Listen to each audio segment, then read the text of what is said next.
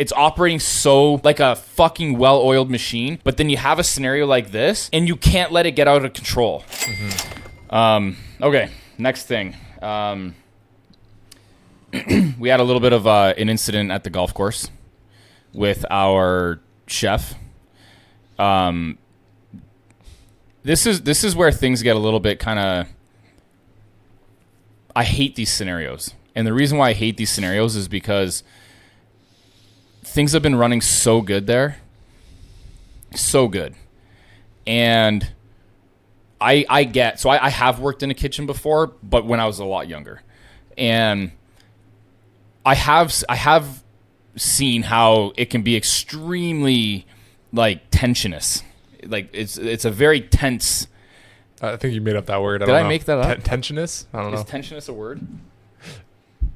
Is tensionous a word? Oh, tensionless. Hold on. I think it's a word, dude. I'm telling you. Tensionous? Tensionous. Is it a word? Tensionous? Tensionous? A word.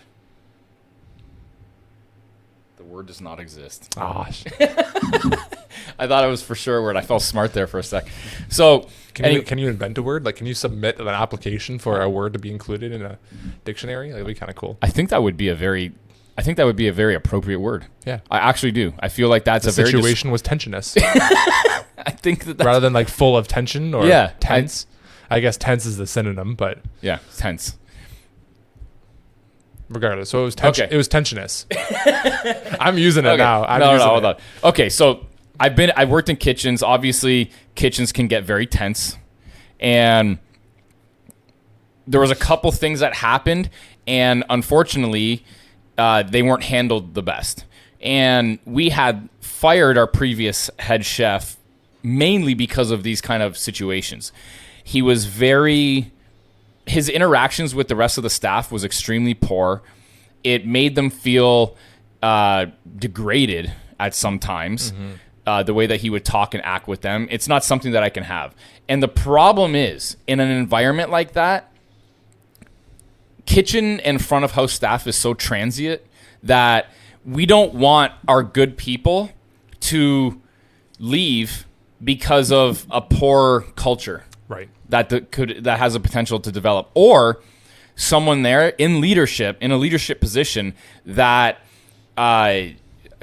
completely brings down the culture single-handedly, which was actually happening with our previous chef. Like literally single-handedly bringing down the entire restaurant culture and kitchen culture single-handedly. So it's a really interesting scenario when you have such a great employee and such a great hard worker that goes above and beyond because he does clean. Like, have you seen that place? Like, it looks phenomenal. Yeah, it's like night and day. It's operating so like a fucking well-oiled machine. But then you have a scenario like this, and you can't let it get out of control. So you have to nip it in the butt. And something that I feel is very important moving forward: we cannot slack on